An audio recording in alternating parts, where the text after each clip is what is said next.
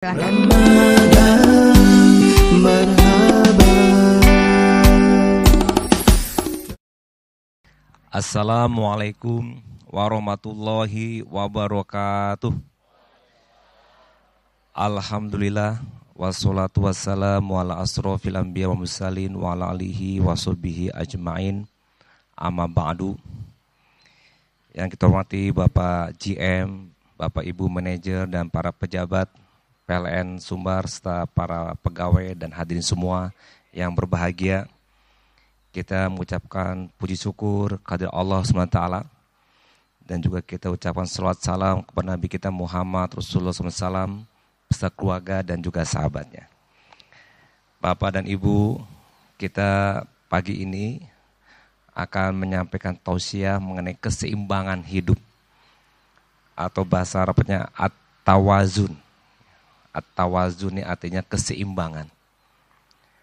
Karena begini ya Bapak Ibu, Allah itu menciptakan makhluknya termasuk alam dengan keseimbangan. Was-samaa wa rafa'aha wa wada'a mizan. Langit, kemudian juga dengan penegaknya, Allah ciptakan dengan keseimbangan. Dan kita dilarang untuk mengurangi, merusak, menghancurkan keseimbangan yang Allah berikan. Itu pada alam. Pada manusia juga begitu, karena kita manusia adalah makhluk Allah, maka Allah ciptakan juga seimbang. Jadi Bapak Ibu misalnya, kita mengganggu ciptaan Allah, kita ganggu. Allah juga menyebutkan ada gunung bukit, ada pohon-pohon. Kita ganggu hutan. Kita tebang hutan.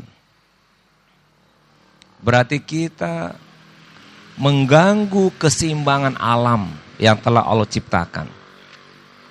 Akibat keseimbangan terganggu oleh ulah manusia, hutan kita tebang. Yang terjadi longsor, manusia jadi korban, rumah-rumah tertimbun, banyak yang meninggal. Ditebang pohon-pohon, selain longsor terjadi banjir, karena tidak ada lagi penahan air hujan yang turun dari gunung. Turun, air langsung ke sungai, jadi air bandang. Muncul galodo, semua dihempas, dihancurkan. Ulah manusia yang menghancurkan, yang mengganggu keseimbangan alam. Ternyata dengan ditebangnya pohon, binatang seperti harimau dan sebagainya, tidak ada tempat untuk hidup lagi.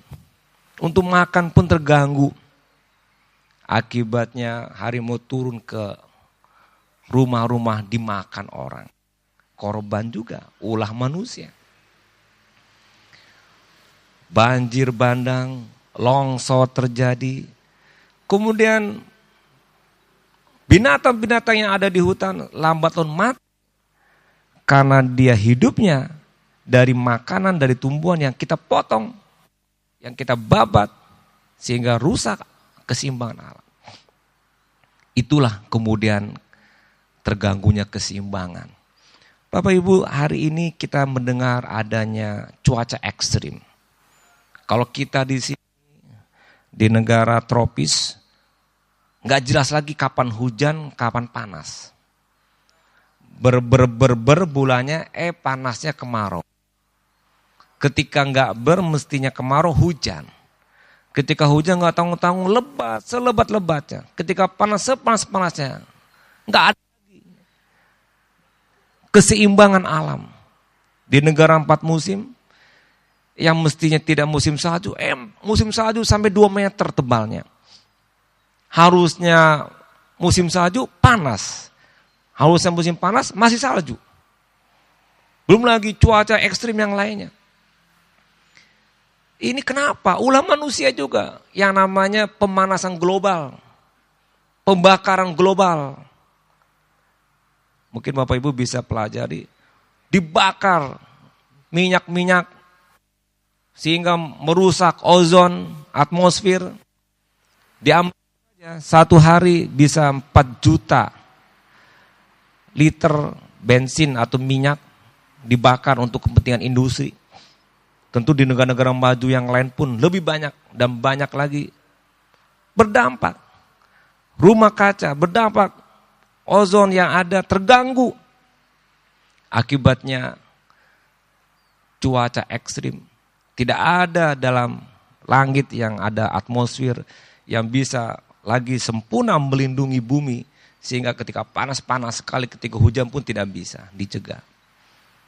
Keseimbangan diganggu oleh ulah manusia. Para petani, begitu juga dengan pupuk racun.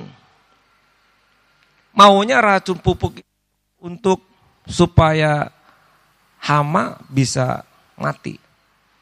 Tapi karena itu membunuh semua makhluk, tidak hanya hama, maka ular juga mati, semua juga mati. Akibatnya siklus kehidupan terganggu, akhirnya apa yang terjadi? Hama, wabah terjadi besar-besaran, tidak ada lagi predator-predator yang biasanya membunuh.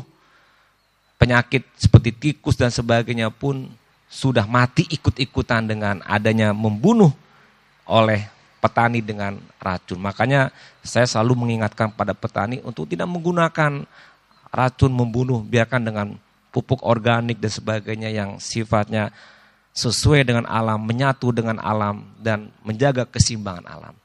Nah, itu alam, Bapak Ibu. Diri kita manusia, Allah ciptakan juga seimbang. Dalam tubuh kita setidaknya ada 3 hal. Ada akal, ada hati, ada jasad. Ketiga ini Allah ciptakan dengan seimbang, dengan tawazun. Jangan kita ganggu keseimbangan tubuh kita ini dengan cara kita merusak, memasukkan sesuatu dalam tubuh kita yang akan mengganggu keseimbangan tubuh kita, akibatnya sakit. Alam kita ganggu keseimbangannya, sakit, korbannya manusia. Hutan diganggu, sakit hutan, jadi kita kena korban.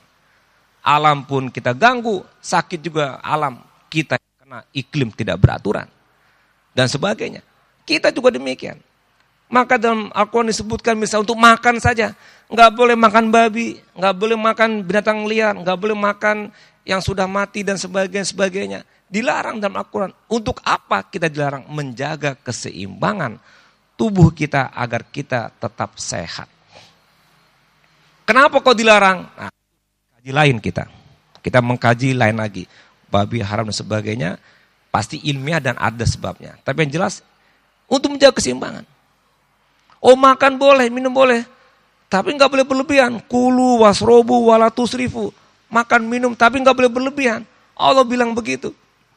Untuk apa? Menjaga keseimbangan tubuh kita. Coba kalau makan berlebihan. Penyakit Bapak Ibu yang bisa mematikan, katanya stroke, jantung. Itu apa sebabnya? Hipertensi, apa sebabnya? Stroke, jantung, hipertensi, apa sebabnya? Kolesterol. Intinya kolesterol kita berlebih di pembuluh darah, sehingga kalau pembuluh darah itu ada di otak jadi stroke, pembuluh darah ada di jantung terganggu oleh kolesterol jadi sakit jantung, pembuluh darah keseluruhan terganggu oleh kolesterol jadi hipertensi, terhambat jalannya. Ibarat pembuluh darah itu kayak pipa, di pipa itu ada kolesterol, lemak-lemak yang nempel, dan itu bisa menjadikan darah tinggi karena terhambat jalan darah. Ketika di jantung jadi sakit jantung kita, ketika di otak jadi stroke kita. Sekarang saya tanya, kolesterol apa sebabnya? Makanan, makan apa itu? Lemak. Lemak dibutuhkan oleh tubuh kita. Tubuh, tapi kalau berlebihan jadi nempel di pembuluh. Maka dilarang oleh Allah. Kalau kita makan berlebihan, akibatnya kita sakit. Berarti kita tidak mengikuti perintah Allah dan Rasulnya dalam Al-Quran dan hadis yang menjaga keseimbangan. Makanya Allah dan Al-Quran, Rasul dalam hadisnya, semuanya intinya menjaga keseimbangan alam dijaga. Bahkan Rasul ini melarang kita untuk mencobek pohon-pohon daun-daunan, dilarang. Karena Allah, Rasulnya khususnya, melarang kita mensobek daun, memotong apalagi, karena untuk menjaga alam. Termasuk dalam tubuh kita. Kolesterol. Kena sakit. Akibatnya apa? Kita mengganggu keseimbangan yang telah Allah ciptakan pada diri kita. Padahal Allah telah suruh untuk tidak boleh berlebihan. Itu kolesterol. Diabetes. Diabetes apa sebabnya? Bapak Ibu? Diabetes? Gak ada yang sakit diabetes ini ya? Kelebihan apa tuh makannya? Karbohidrat itu apa contohnya? Nasi. Berlebih makannya banyak. Boleh makan nasi. Ya kalau enggak kita sakit. Tapi enggak boleh berlebihan. Makanya kata Rasul apa? Makanlah kamu sebelum kamu lapar. Berhentilah kamu sebelum kamu kenyang. Itu diatur seimbang. Supaya tidak berlebihan. Akhirnya sakit kalau berlebihan. Diabetes. Makan kebanyakan, tertidur, malas kita bekerja, ngantuk, dan sebagainya. Dampak-dampak psikologis lainnya. Mohon maaf ya Bapak Ibu yang merokok nih. Ibu-ibu suka gak merokok? Gak suka. Tapi ada suami kita merokok ya. Itu merokok itu mengganggu keseimbangan tubuh gak? Iya kata ibu-ibu bapak. Itu bisa buat sakit juga. Karena memasukkan sesuatu dalam tubuh kita. Yang itu sebetulnya bisa merusak. Sepakat, kalau nggak sepakat kenapa? Di dalam sampul rokok itu disebutkan berbahaya. Untuk apa? Jantung, apalagi? Janin bagi ibu-ibu. Hipertensi. Tapi kalau dasar orang merokok ada alasannya. Kan itu yang dapat Pak katanya. Yang rokok dapat. Kalau saya rokok beli, jadi nggak kena Pak katanya. Ya oke lah itu urusan masing-masing, tapi saya ingin tekankan, bisa mengganggu keseimbangan tubuh kita, dirusak. Nah, jadi apa kata Allah? Ya Yuhannas, kulu mimma fil ardi halalan wala tattabi khutuwati syaiton innahu lakum aduwwum mubin. Jadi secara fisik kata Allah, hai manusia, makanlah apa-apa yang ada di bumi yang halal dan toibah. Dua Ibu, halal satu, toibah dua. Halal secara syariat, Quran dan sunnah tidak dilanggar. Toibah sehat secara kesehatan. Jadi lengkap Allah menyuruh kita untuk menjaga keseimbangan tubuh kita dengan makanan minuman yang secara syariat namanya halal, secara kesehatan namanya toibah. Duanya masuk, tidak hanya syariat tapi tidak, toibah juga tidak sehat, dua-duanya nyambung langsung. Nah itu, menjaga keseimbangan tubuh kita.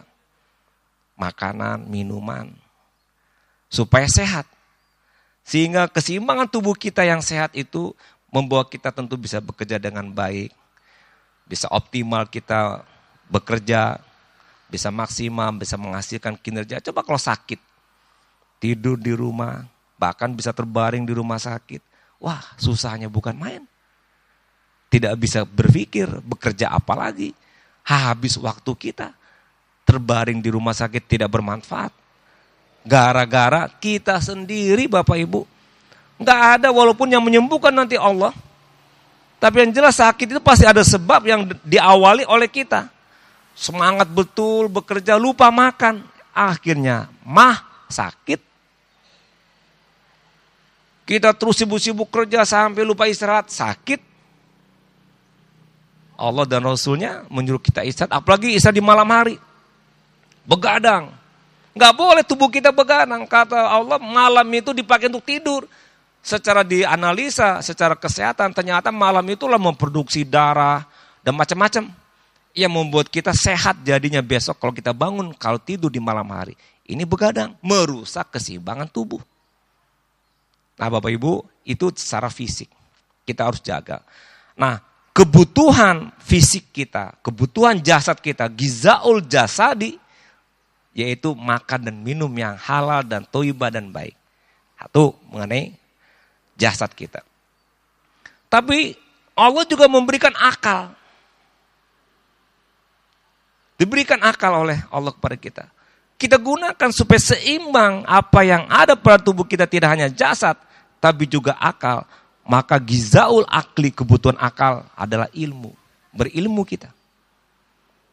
Dalam Al-Quran banyak sekali, afala taqilun. Apakah engkau tidak berakal? Afala yatafakkarun. Apakah engkau tidak berpikir? Gugahan-gugahan. Hadis Nabi juga. Utlubu ilma minam mahdi ilal lahdi. Talabul ilmi faridatun ala kulli muslim wa muslimat. Itu hadis menyuruh kita berilmu, mengisi akal. Supaya otak kita diberi oleh Allah, kita isi dengan ilmu. Apa gunanya ilmu? Menyeimbangkan tubuh kita. Untuk mempelajari agama saja kata Allah, fa'lam annahu la ilaha illallah. Pelajarilah la ilaha illallah. Untuk tauhid disuruh belajar oleh Allah. Iqra bismi rabbikal ladzi khalaq. Bacalah, berilmulah, pelajarilah dengan nama Allah. Begitu perintah Allah untuk mengisi akal kita. Kalau enggak kita bodoh. Ya, kemudian kita jadi tidak berharga, tidak bermanfaat hidup kita. Kalau udah tua jadi pikun. Yang mudanya enggak belajar, ya tentu tidak jadi apa-apa.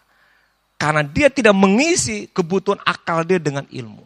Padahal Allah menyuruh, Rasulullah menyuruh, bahkan mewajibkan kita untuk menuntut ilmu. Ilmu sebagai gizaul akli adalah ilmu. Kebutuhan akal kita ilmu. Bapak Ibu, dengan ilmu, Bapak Ibu bisa bekerja dengan baik. Ada kesalahan dalam bekerja, pelajari. Apa sebabnya salah saya bekerja? Besok perbaiki, belajar. Akhirnya tahu sebab salah, tahu pula cara menyelesaikannya dengan ilmu. Besok kita bekerja baik. Besok kita kerja sukses. Ada salah lagi, belajar lagi. Kenapa salah? Baca buku, tanya ke orang, belajar dari yang lain, ketemu jawabannya, kerjakan, aplikasikan jawabannya. Betul kerjanya bagus lagi. Begitu ilmu untuk mengisi akal kita, tidak hanya masalah tauhid yang kita pelajari, tapi kehidupan kita sehari-hari. Jangan sampai Bapak Ibu mentang-mentang udah sarjana, saya kan udah tamat kuliah, ngapain belajar lagi? Giliran kerja sekarang. Enggak begitu namanya belajar, namanya nuntut ilmu, nampaknya kita mengisi otak kita dengan ilmu kapanpun. Karena otak kita ada terus supaya kita hidup dengan dinamik, hidup dengan keceriaan, hidup dengan kecerdasan dan sebagainya. Gunakan akal kita dan cara dengan kita berilmu. Itu dalam pekerjaan. Di rumah tangga.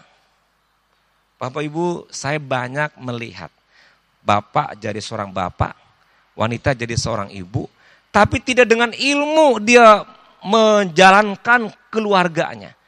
Mendidik anaknya tidak dengan ilmu.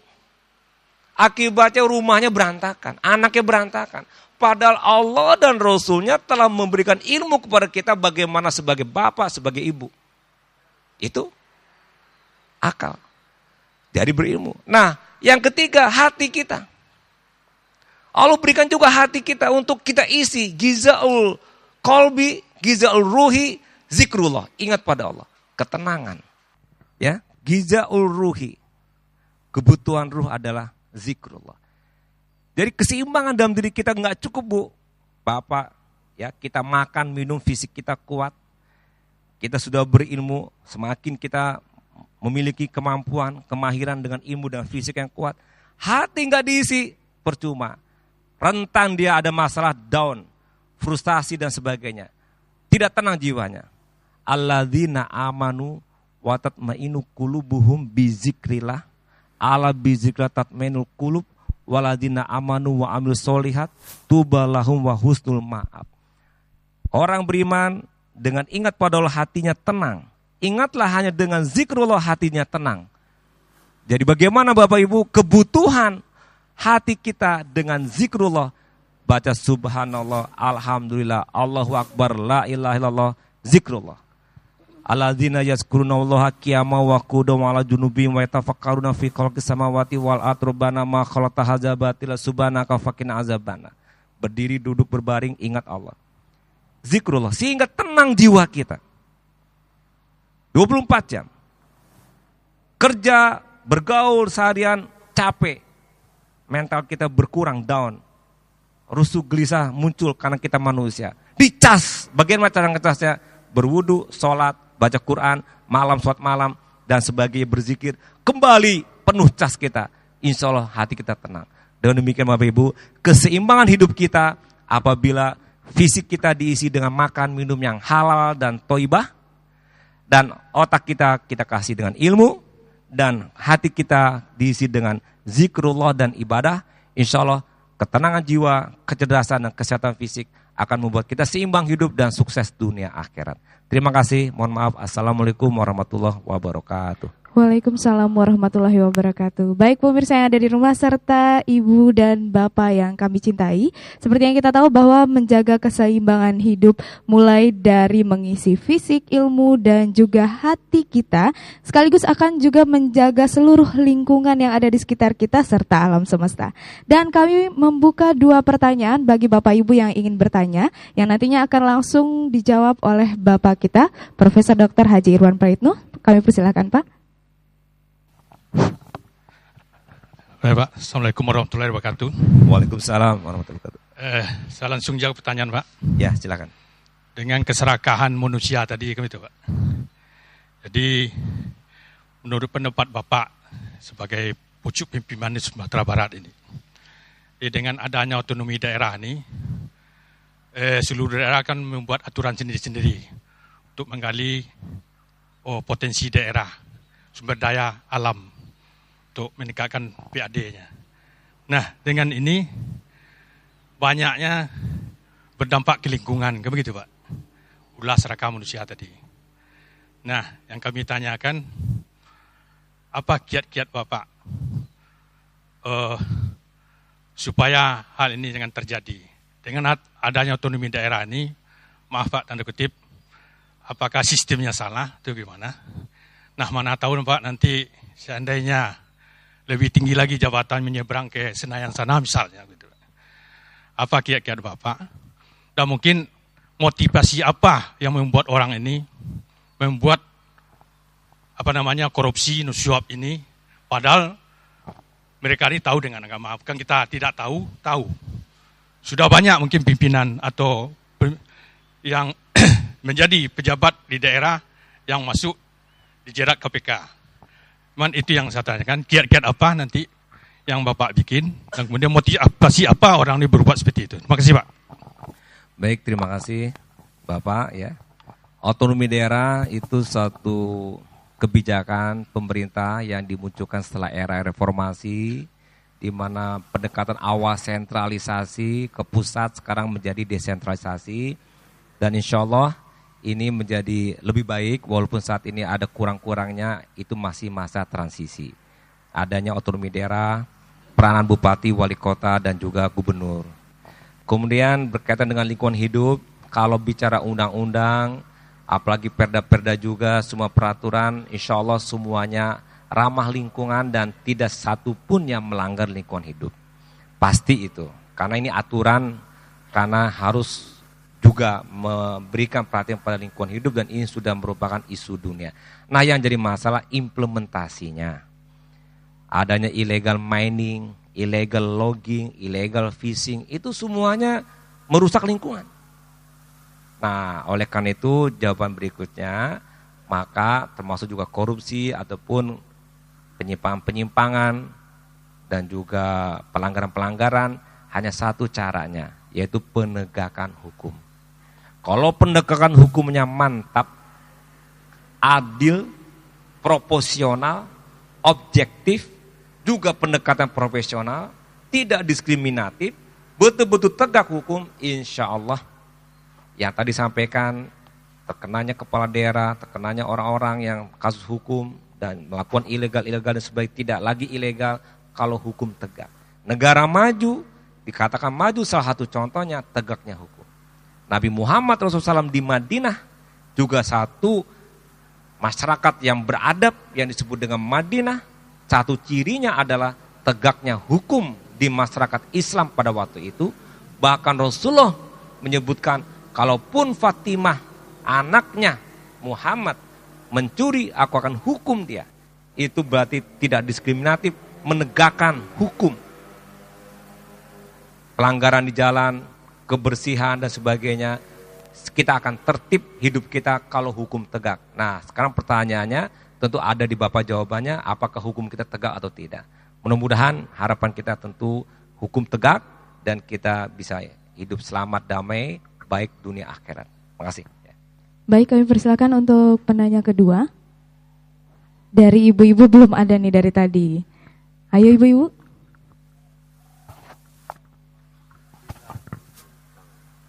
Assalamualaikum warahmatullahi wabarakatuh. Waalaikumsalam.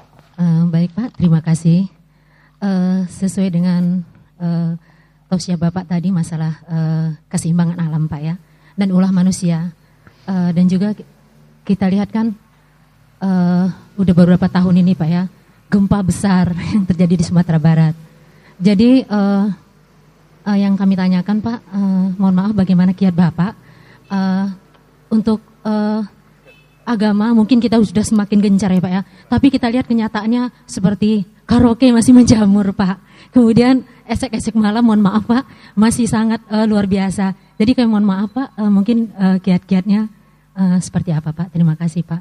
Baik, terima kasih Ibu. Apalagi kepedulian Ibu kepada gejala sosial di masyarakat.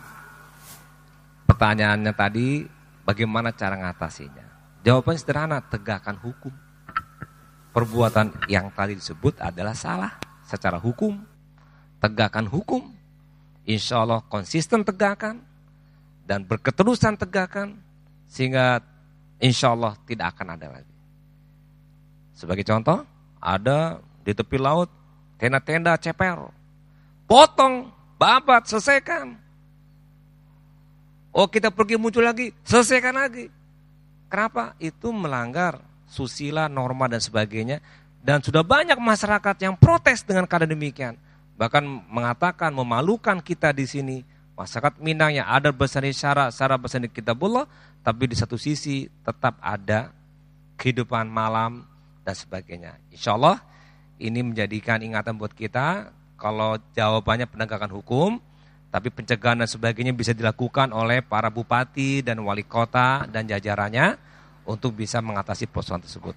Mudah-mudahan mendengar para bupati, wali kota, dan mendengar pula para jajarannya apa yang ditanyakan oleh Ibu tadi, untuk segera kita benahi, kita perbaiki supaya Allah ridho kita, agar supaya tidak terjadi bencana karena ulah manusia yang bermaksiat, yang lupa kepada Allah. Begitu, terima kasih Ibu, mudah-mudahan bermanfaat. Ya, terima kasih kami ucapkan kepada Bapak Profesor Dr. Haji Irwan Praitno, serta terima kasih kami ucapkan kepada seluruh bapak-bapak dan ibu-ibu yang sudah hadir pada hari ini di lokasi kita hari ini, yaitu PLN Persero wilayah Sumatera Barat. Serta terima kasih juga kami ucapkan kepada pemirsa yang ada di rumah yang setia menonton dari awal hingga akhir acara ini.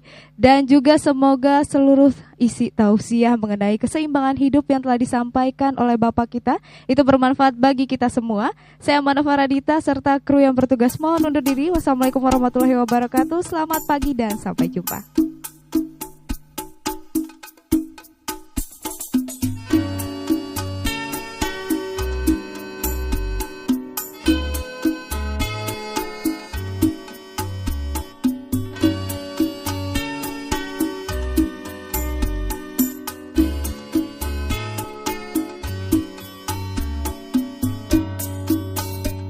Sepohon kayu daunnya rimbun, lebat bunganya serta buahnya. Walaupun hidup 1000 tahun, bila tak sembahyang apa gunanya? Walaupun hidup 1000 tahun, bila tak sembahyang apa gunanya?